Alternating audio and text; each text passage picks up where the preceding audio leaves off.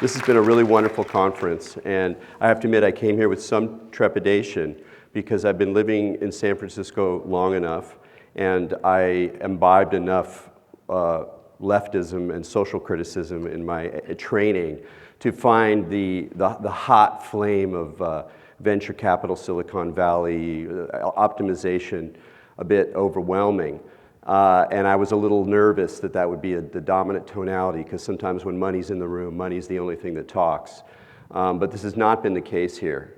This has been really a remarkable conference and really learning a lot from everyone. And one of the best signs, I think, that it was a great conference is I've been to a lot of conferences, like a lot of you people. And like as Jamie said yesterday, Jamie said a lot of stuff I agreed with yesterday. As Jamie said yesterday, you're usually like two talks in and you're like done, you know? And I went through the whole day. I was here the whole day. I was a good boy. Came right at the front, got the whole thing all the way through, did everything, and I was not exhausted. So the whole design of it was really special. So today I want to talk about the practice of inquiry. And as is usual with me, especially when I go to the end of the conference, I hear so many things that I end up changing my talk at the last minute. And I kind of riff my way through it, so you get to see like inquiry and process. The one bad side is I don't really tend to have slides, so if you're interested in any of the quotes or references I make, you know, feel free to talk to me.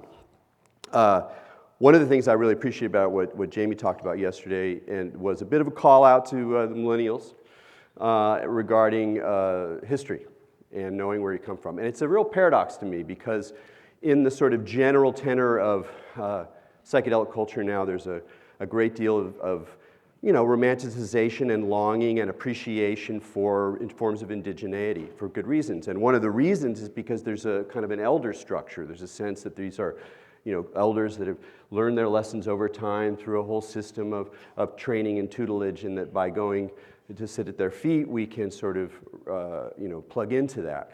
But, you know, we, and by we, I mean Westerners, Bay Areans, mostly white people, mostly, you know, pretty highly educated people, we have our own elders. We have our own ancestors. People did not start doing this yet, you know, yesterday or 10 years ago or 20 years ago.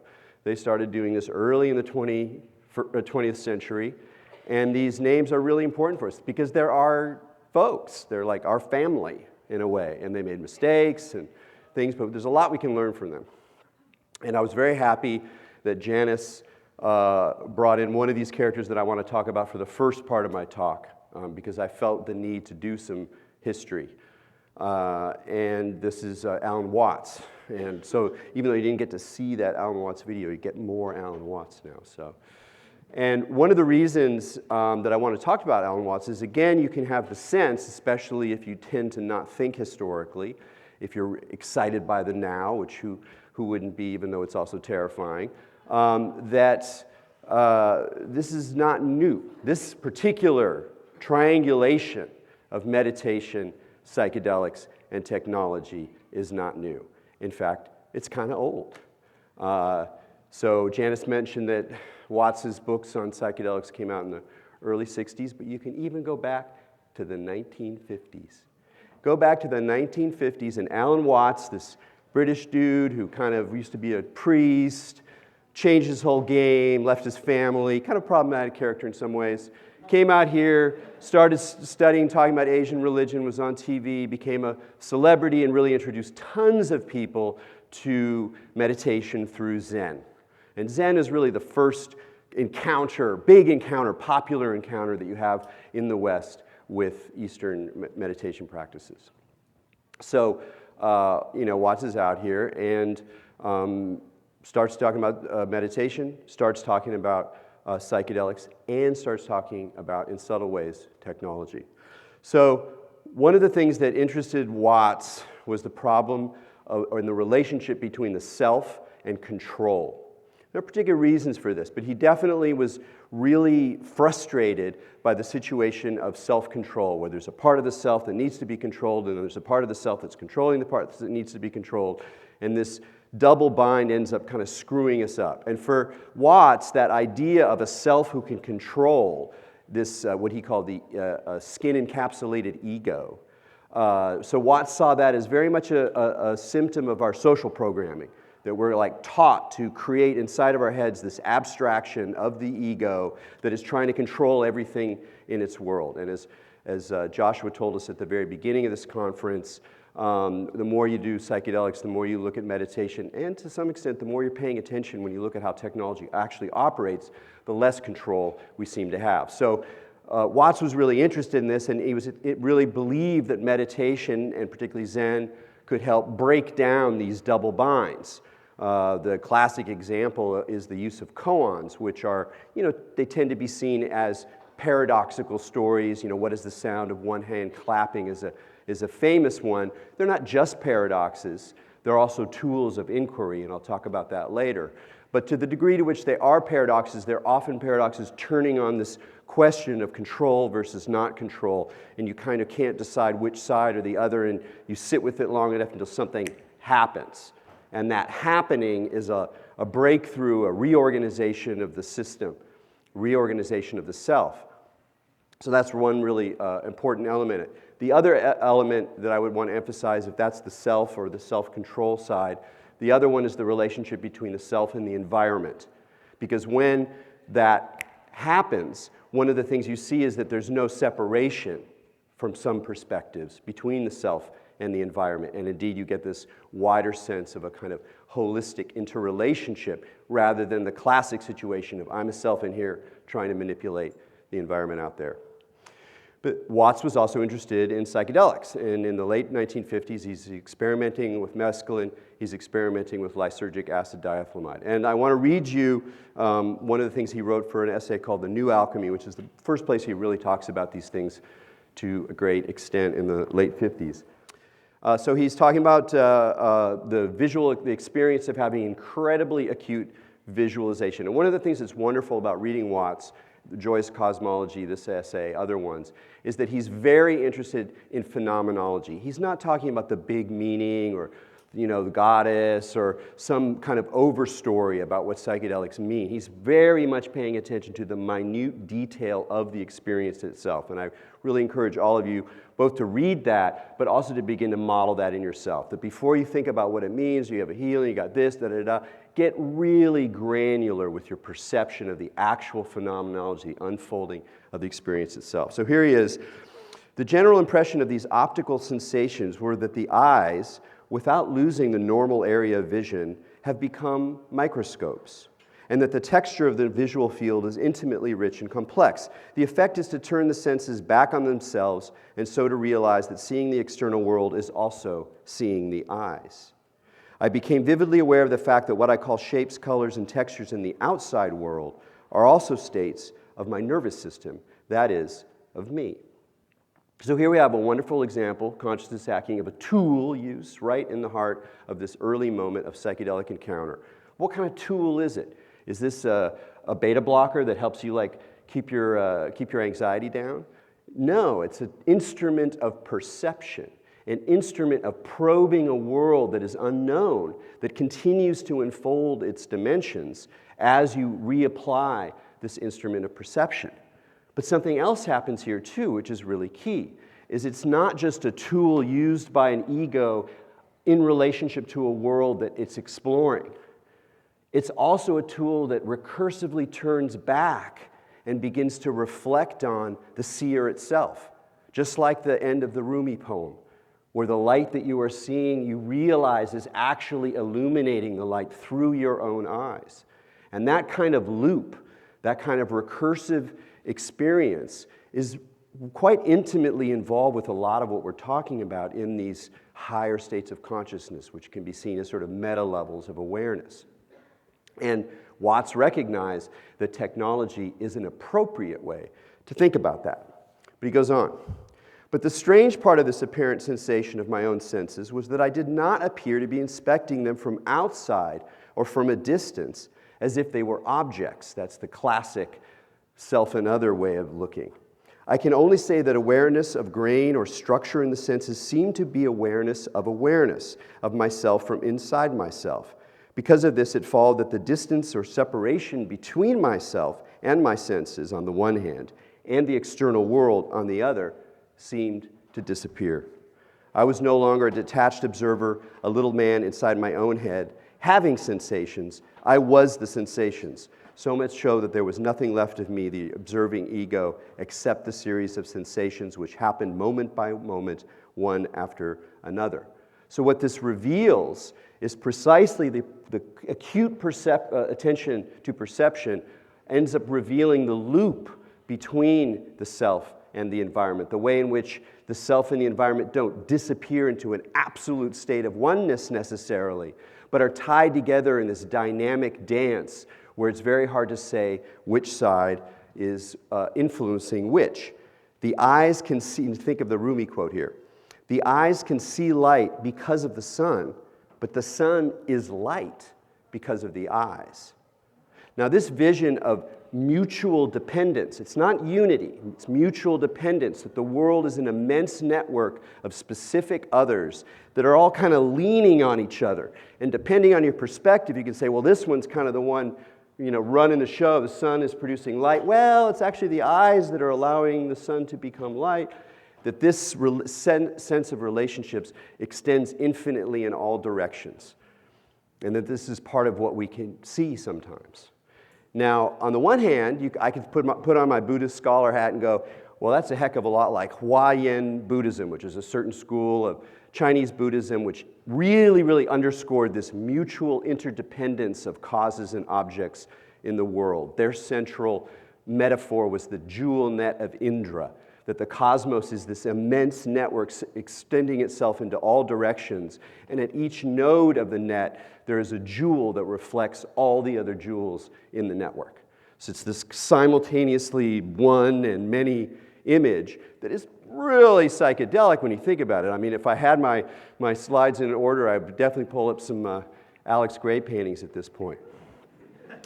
But what's interesting about this vision that Watts is talking about at the same time is that, yes, while it looks like Buddhist metaphysics from one perspective, it also looks a heck of a lot like what they called back then cybernetics.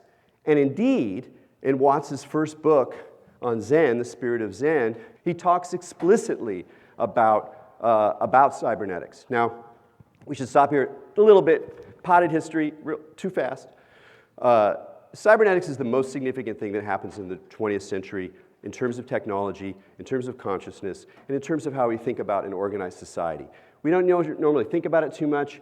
We don't use the word anymore. Now we say things like ecology or systems theory or complexity science, emergence. All of these things have come out of this sort of revolution in that really happens in World War II, where basically we start to learn what happens when we have information from the outside world feed back into the very mechanisms that then go out and talk to the world again and produce a feedback loop, and then we get these circular kind of operations happening. So one simple way of thinking about cybernetics is these two main features. One is feedback, as I just described. We've heard a lot about feedback already in this conference. Most of you have a good sense when a system puts out an output, the changes in the environment comes back in and changes the way that the thing functions. So that's a good point. The other one is the relationship, again, between the organism and the environment, or the agent and the larger circuit within which it operates. So we can see already that there's a strange kind of relationship between these things. Watts was very inspired by this, and he even used cybernetics to help explain the idea of karma, and he does it in, I think, a very interesting way. He says, first he talks about the way that, for a lot of people, karma is an idea of reincarnation, we carry these things and whatever. But, Watts was a very secular person in a lot of ways, even though he was interested in religion, definitely influenced by science and skepticism. And he thought that there's another more figurative way of thinking about karma and rebirth, which is that the process of rebirth is from moment to moment, so that one is being reborn so long as one identifies himself with a continuing ego which reincarnates itself afresh at each moment of time. And in this respect, we can think of Buddhist philosophy in terms of cybernetics, logical systems, communication sciences, because we're getting this kind of feedback loop.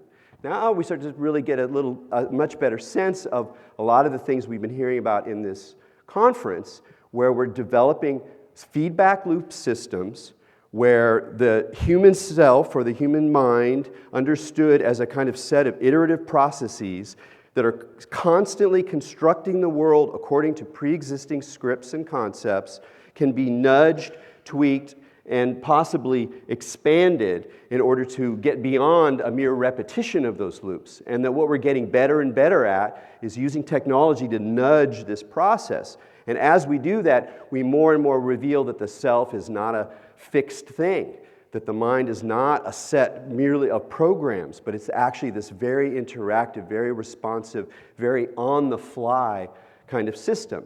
So we can see the way that even in the 1950s, there's already a sense of how the psychedelic vision, the practices, the psychological and ontological results of meditation, and this emerging cybernetic model, which never goes away, just keeps transforming in different ways, are all in some sense the same kind of thing. There's one other thing that Watts said back in one of those essays that I thought was really key, which he says that if you really want to be a serious Zen practitioner, one of the things you have to do is be extremely aware of what the underlying unconscious premises from your own culture are. And if you're not aware of those, you're going to get lost. Now, for him in the 1950s, those unspoken premises had to do with things that really aren't in our world so much anymore. They had to do with hardcore moralism, Christian ideology, the notion of the self as an independent thinker, like a Cartesian object manipulating the world. I mean, we still live in the consequences of these ideas. So for him, he had particular ways of saying we got to be very aware of these premises as we go and explore the worlds of meditation and psychedelics. And that idea, that notion of social criticism is extremely, extremely important. That's why I was so happy about Jamie's talk yesterday, is that we have to be aware, in addition to the self, in addition to the compounds, in addition to the science, that we are embedded in social systems, and that those social systems have an enormous amount of power over our ideas, over how we experience the world, over our perceptions. But it's interesting, if we apply that same issue now, well, okay, let's say we're going to update Watts's warning and say, okay, right now, what is it that we have to think about? What are the sort of unconscious primers or demands that our current social system is putting on us? And by our, I want to talk about us in this room, Bay Area, technoculture. We can use this stuff, we're moving ahead, get some VC money, make something happen, blah, blah, blah. What are those features? What are they? They're like, we've heard a lot of them. There's optimization, self-optimization, human 2.0. There's flexibility. There's, what's some other ones? We got efficiency, that's another one. Self-actualization. Wasn't that interesting? It's such a hippie term. In 1970, self-actualization was like sitting on the mountain pot and smoking pot and oming and shit. And now it's like self-actualization is not different than self-entrepreneurship, is not different than the achievement self, is not different than the socially mediated self. That all of these things are kind of weaving together. So we're in a funny situation. If I had more time, I would tell the story of how that cybernetic Zen from the 1950s evolved and helped create this world that we have now. That the hippies weren't just anti-technology, they were also pro-technology. They were motivated by these ideas, and these ideas ended up going into actual corporations. They went into Apple computers. They went into new management philosophies, Tom Peters and Peter Drucker. They went into production ideas, just-in-time production. Like there's a way in which this cybernetic Zen created this world where now these very values are partly appropriated, absorbed, and fed back to us as demands from capital, which is why a Marxist critic like Slavoj Žižek can say that, if Weber was going to rewrite his book about Protestantism and capitalism, that he would talk about Taoism and the new reign of global capitalism, that there's something profoundly appropriate about Taoism and Buddhism from his point of view in relationship to our lives as subjects of the contemporary moment of capitalism and as people trying to navigate our way through it, make it a world a better place, enjoy our lives, become who we want to be. So in our last 10 minutes or so, I just want to offer up the practice of inquiry as another dimension that we might turn to in terms of navigating these issues. So what do I mean by that, practice of inquiry? Well, we can talk about it in terms of meditation. Simply put, you could say there's two major styles of meditation in the West as we do it now. One are concentration practices, shamatha, following the breath, focusing on one object, developing concentration over time. Lots of stuff comes out of that. Marvelous practice. There's also what we call vipassana or insight practices, which tends to be paying attention to the moment-to-moment arising of phenomenological processes in a way that over time can be deconstructed into states of deep illumination and awakening. Notice how similar that is to that earlier model that Watts talked about how we're basically just iterating ourselves over time. Vipassana helps you see that process in real time and begin to unravel it. But there's another cluster of practices that Eve mentioned yesterday in the lunch group, which is practices of insight. The classic one is Ramana Maharshi's Who Am I? So in the midst of your meditation, in the midst of your concentration, especially after you build up a nice bedrock of concentration, who am I? What's behind that? Who am I? What's behind that? Who am I? So inquiry becomes a kind of probe. It doesn't have to be who am I? What is this that comes? Where am I? When is this moment? And so these are ways of bringing in questions, kind of like Zen koans, and in fact many Zen koans function as these kinds of probes, these inquiry probes that honor reason and language and semantic structure, questioning, thinking to a degree, and at the same time are loosing them in a way that takes us beyond conventional representational thinking, beyond our normal patterns of chattering and chittering. So that's an example kind of from within meditation work. And it's also an interesting one because it's quite different than a lot of psychedelics. It's kind of hard to pull that kind of stuff off in a lot of psychedelic experience, at least larger trips. And one of the things about meditation is even at very profound levels, you can still operate with a little bit of the edge of the questioning mind. But I want to kind of expand this a little bit more, and I wrote down a kind of random set of some final points here with a little kindness of our last few minutes in terms of how we think about this how we bring in and invite inquiry into our everyday. One way of thinking about it is that inquiry is like critical thinking. Not so much rational thinking, but critical thinking, where we're questioning always, what's behind this? What's it about? What does it speak to? Where does it come from? And that kind of critical thinking can be annoying if you take it too far. You can get frozen, you can become a cynic or become a negative person. But in the right amount, critical thinking is like grit in the pearl. It's something that you keep sort of pushing against. And I mentioned how it's not quite the same thing as rationality, and I would encourage you, because there's a lot of smart people here, a lot of people who have seen what rationality can do, what instrumentality can do, what thinking in terms of systems and processes and logics can do. But there's a difference between rationality and what I would call reason. That rationality is really devoted to a sort of systemic operation, and it almost always comes with it a sort of arrogance or totalizing desire, where rationality wants to rationalize everything. Reason, to me, is something that's similar in some ways, in many ways, uses a lot of the similar kinds of logical processes, but reason is embedded in our lives, and our lives that are full of confusion, of suffering, of the unknown, of mystery, of oddness, of weirdness, and that reason is the way that we become to sort of live in a world that we can never wrap our heads around. We can never fully understand. And to be aware of that distinction, I think, is really key, because if rationality has a tendency to make itself the God, you got any problem out there? We can come up with a solution. The solutionism of so much of contemporary digital capitalism.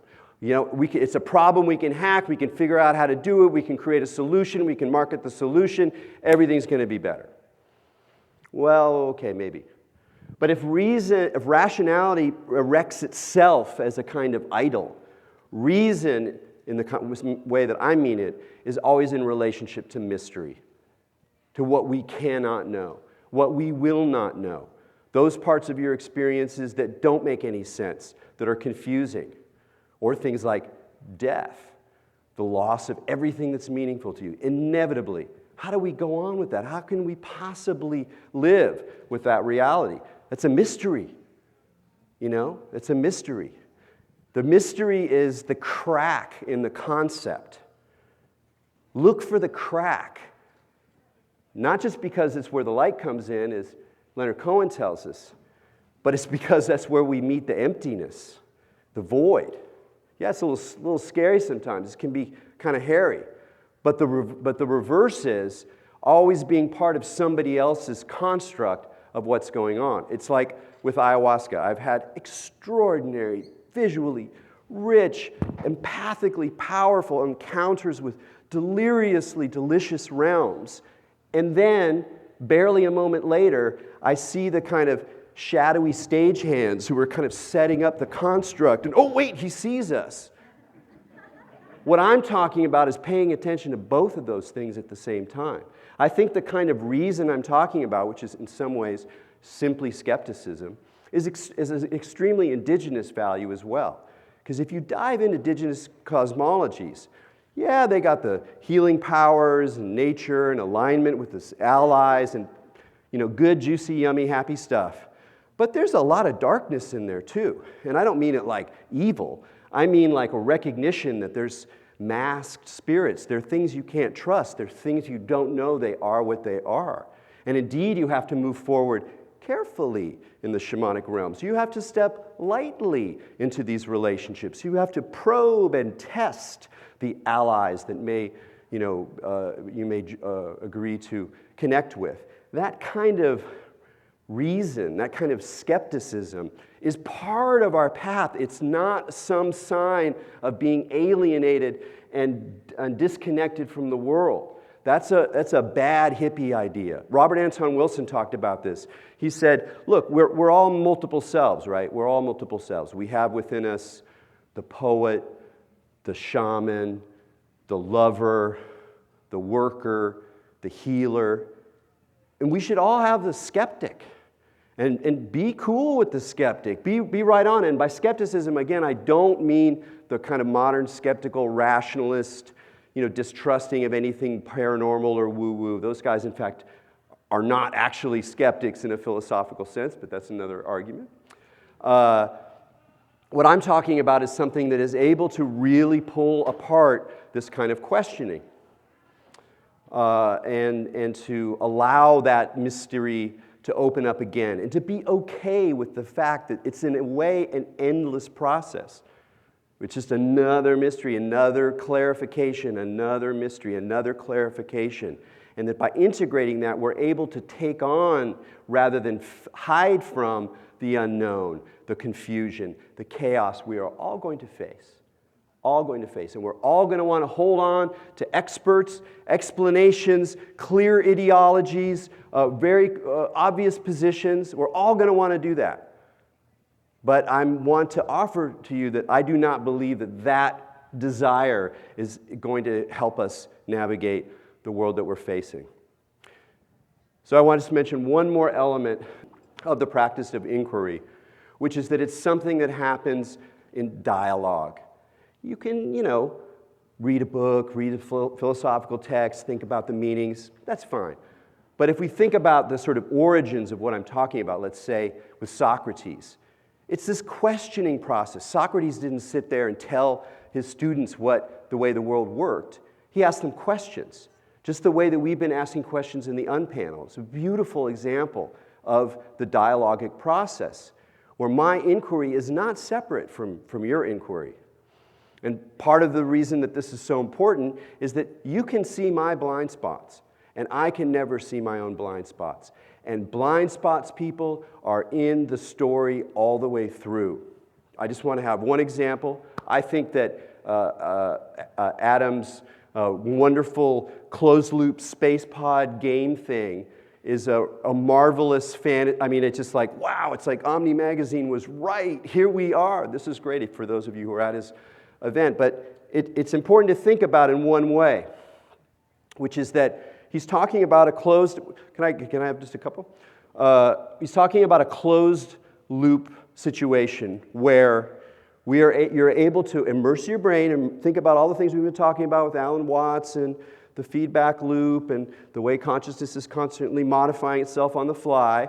Put one of those inside the system, and the system's reading you so it can respond to you in order to optimize your experience, optimize your flow with certain goals in mind.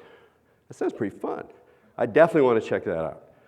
But here's the thing about the systems level and the blind spots. So that might be a perfect system. I mean, it's just perfect, man. It does what it says. It's great. It really works. But that's the system. It's a closed loop, right? It's a closed loop. Well, that's not the whole of the thing. Because outside of the closed loop is the designer of the closed loop. And the designer of the closed loop has certain presuppositions, some of which are not available to them because they're their blind spots, and that those shape, sometimes consciously, sometimes unconsciously, sometimes positively, and sometimes quite negatively, the overall experience that in its own terms looks like a nice self-contained closed system. So the system isn't really closed because there's a designer. And there's also a critic, social critic sitting there going, see how this actually works? It's not just a closed loop. There's a guy behind it with his axe. Oh, but I got some blind spots too. Oh no, oh, that's how the whole thing works. But one way we can help move forward with that is in dialogue, in relationship to each other. Inquiry is a collective process. Sometimes someone's a teacher and someone's a student. Fine. But it's really a peer-to-peer process. And we're in this right now. And part of what made me so excited about this conference is not just the content or even the people, but the structure of the conference itself allowed these kinds of dialogues to happen in a way that I think was extremely valuable for a lot of people. And while it's, we all have enough dialogue and connections and friends on Facebook and all this stuff. I'm not going to get into social media and what's so rotten about social media. But I would at least encourage you to try to embody peer-to-peer connections around these issues, around the practice of inquiry, which must accompany us as we move into these very powerfully weird situations of brain machines and mainstream psychedelia and the general meltdown of consensus reality. So, I know I have thrown a lot out here. It's my style. Forgive me if it went a bit fast and loose. If you want to break it down, I'll be doing a breakout group next session. But thank you all very much. This was a wonderful conference.